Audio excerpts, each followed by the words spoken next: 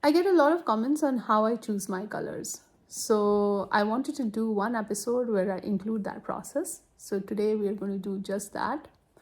And today I have a floral in mind, and preferably a lotus. No matter how many times I do a lotus, I'm never satisfied. The reason being, if you were born in India, lotus is just all around you ever since you're born. People are always doodling a lotus, and lotus is always talked about. Lotus is just way up there. It's apart from every other flower. It's the flower for the gods.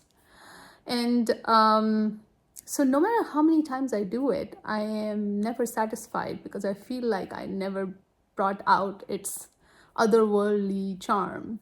One very popular Sanskrit saying is live your life like a lotus, which means stay unaffected by all the dirt around you.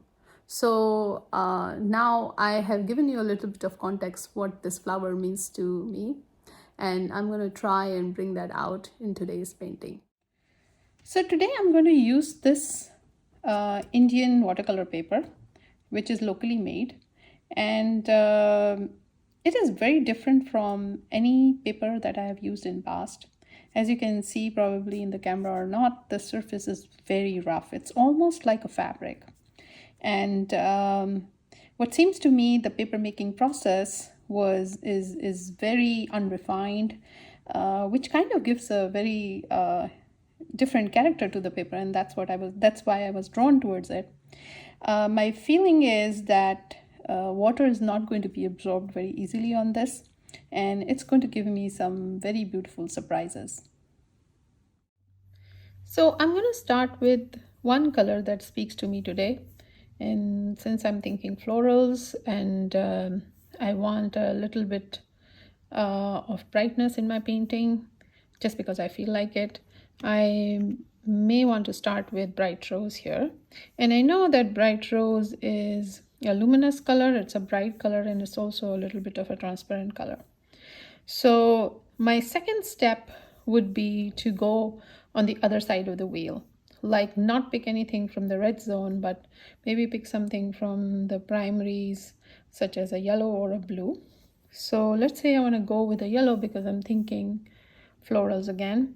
And when I'm picking a yellow, my mind is saying that do not pick another transparent luminous yellow because they would compete with it. The bright rose would compete with it.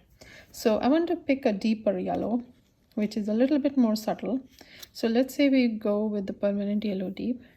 And when I pick these two colors, I know these two come together to give a beautiful orange, and that is something that looks really, really very natural in flowers. So these are my first two colors.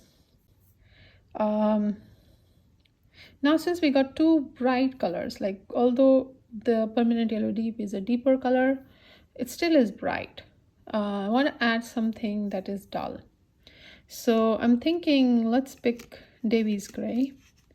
And Davy's gray is almost a non-color. It's like a gray. It's the color of a slate. So this is more like a background, or even if we use this in green, it's going to be those dull green leaves that are not going to pop out. So it's kind of a safe addition. So now we got our first three colors here: a bright rose, a permanent yellow deep, and a Davy's gray. And when I take a look at all these three colors, I feel like what I'm missing in my painting is the value contrast. All these colors are still lighter. None of them is a deep dark color. So if I have to pick one, my mind automatically goes to something like a sepia or an umber, but I'm feeling a little bit more experimental and I want to use a color that I haven't used much. So I'm thinking let's try an indigo. One benefit of picking indigo is because it's a blue, it can come together with a yellow and give me some interesting greens along with the Davy's gray. So let's say I got these four colors. Now my first attempt would be to put them on paper and see how they mix together. So let's put a little bit of each on the palette.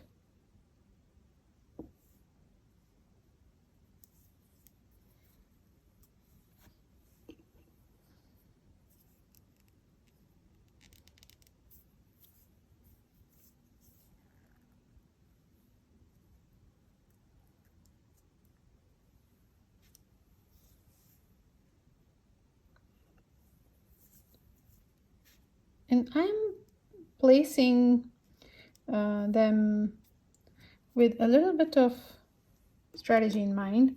I know I'd be mixing the bright rose and permanent yellow deep, so I'm placing them together. And I know Davies gray would probably, although there is no role, but most likely be closer to indigo. So there's not much to thinking on how to place this. I mean, you can't go wrong if you do it anyhow, which way. So let's take a look at how they mix. And I try to mix them with a slightly larger brush so that I can get a decent amount on paper. So let's go with bright rose first.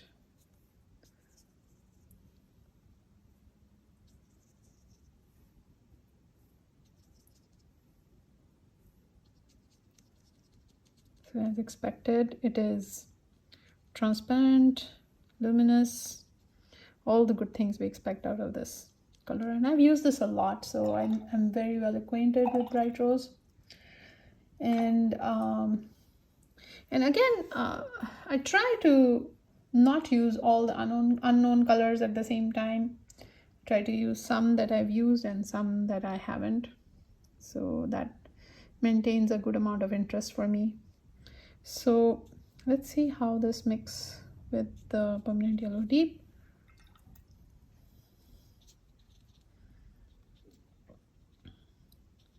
And that's what I love about these two colors coming together. I know it gives a beautiful orange. I have used them in combination before.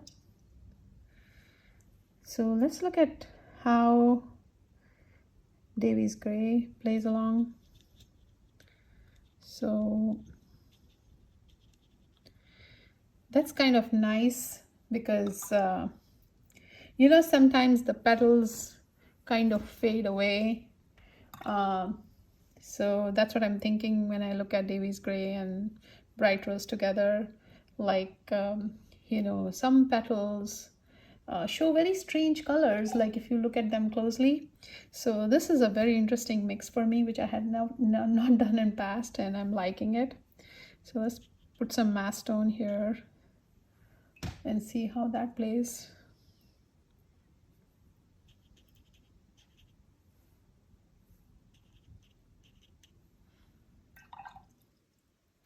There is a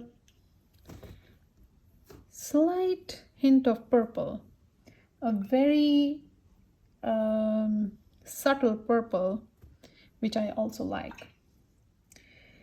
So now let's take a look at the experimental color, which is indigo. So let's see how this mixes with Davies gray.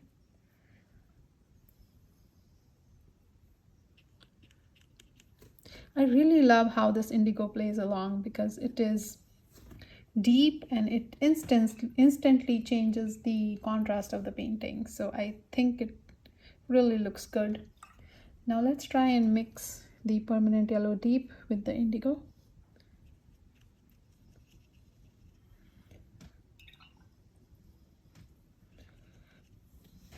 Lovely. So I think this green is awesome. And when I'll be doing my painting, I'll be looking forward to this kind of mixing. And this mixing is quite opaque and quite dense versus this mixing, which is very transparent and very subtle.